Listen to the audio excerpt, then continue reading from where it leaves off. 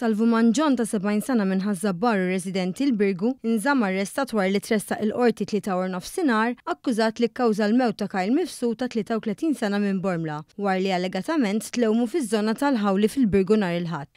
Mifsud mit fl-isptar Mater Dei Siad wara li tlaqat f'żaqqu b'Tirta Center li ġie konfiskat mill-pulizija. L-anzjan li kien arrestat nhar il-Ħadd stess fl-istess akwati ftit tal-ħin wara wieġeb mhux ħati għall-akkużi miġjuba kontrih.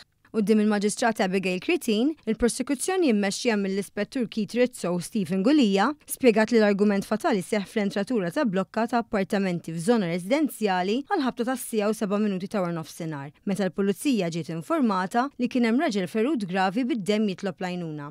Meta waslu fuq il-post, il-pulizija sabu lil Mifsud fil-parti komuni tal-binja b'ferita f'żaqqu u kien għadu konxu qal il-pulizija li ċertu Salvu li kien jgħix fl-istess binja waralu ftit tal-ħin qabel.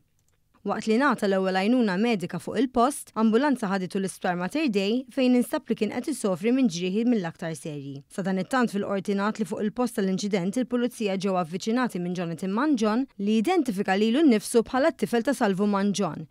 F'dan il-ħin il-pulizija wkoll interċettaw lill-allegat qattil li ġie arrestat. Mill-investigazzjonijiet, ir-riżulta li sentejn ilu Kyle Mifsud kien instab ħati li seraq lill-istess Salvu Manġon, fatt li l-pulizija qed iqisu bħala motiv għall-isparatura, kif anke kkonfermat mill-ispetturi tas-seduta. Id-difiża ma talbitx għal ħelsien mill-arrest u għalhekk l-akkużat baqa' jinżamm arrestat. Il-qorti laqgħet it-talba biex tinħareġ ordni ta' protezzjoni favur il-familja ta' Mifsud u wissiet lill-akkużat li ma jistax jagħmel kuntatt mal-membri tal-familja. Fakritu li jekk jikser din il-kondizzjoni jaf jeħel multa ta' €7,000 jew jeħel sentenza ta' ħabs separati mill-proċeduri li għaddej.